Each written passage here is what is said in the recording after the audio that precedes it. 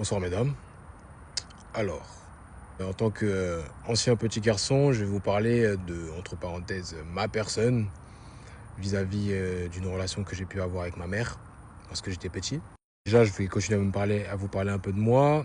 Euh, Ma mère a été seule après, comment dire, sa rupture avec mon géniteur, avec ses deux garçons. Et bon, elle cherchait un homme, tout ça et tout, bref.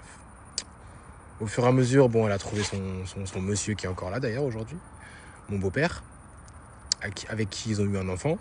Ça fait quoi, à peu près ça fait 20 ans maintenant, ils sont ensemble. Bref, je l'ai connu, j'avais 6 ans. Donc, il y avait une figure paternelle, mais bon, avec du recul, je me rends compte que c'est pas la figure paternelle optimale, si je puis dire. Bref, c'est pas le sujet. Ce que je veux dire par là, c'est que les garçons, ils aiment bien la bagarre. Du moins, ils aiment bien la bagarre, ils sont attirés un peu par la violence. Pourquoi? Parce qu'ils désirent être les premiers, les meilleurs, les super-héros, la personne qu'on regarde et également la personne sur qui compter. Qu'on le veuille ou non, les garçons ont cet instinct un peu protecteur, un peu d'être, d'avoir le contrôle sur la situation. On peut compter sur lui tout simplement. Cette envie d'être utile. Je repense à une situation qui a pu arriver me concernant, c'est-à-dire j'ai eu des soucis, je sais plus, à l'école ou au collège. Et ma mère me disait ce fameux conseil, si on t'embête, tu vas dire à la maîtresse.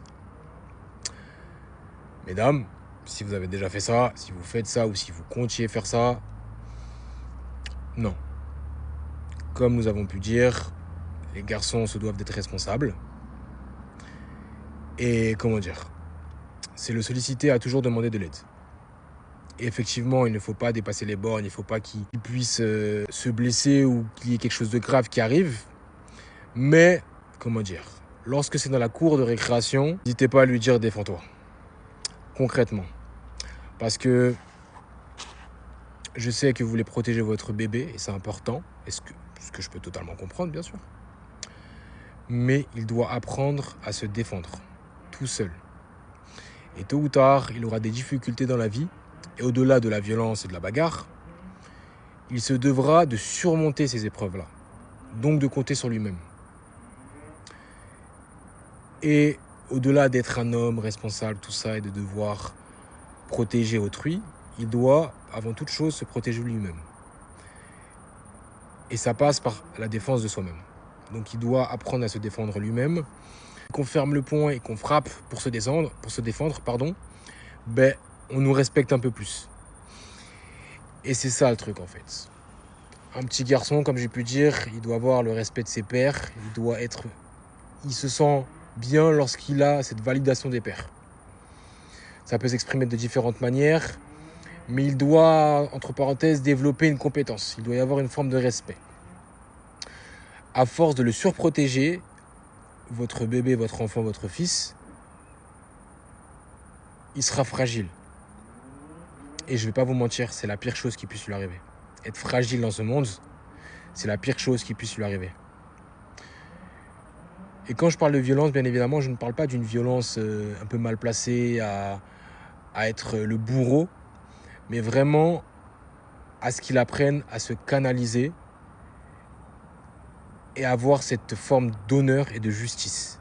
Parce que oui, on est très porté par ça, nous les garçons. On adore la grandeur, on adore les valeurs de super-héros. Les super-héros, on adore ça.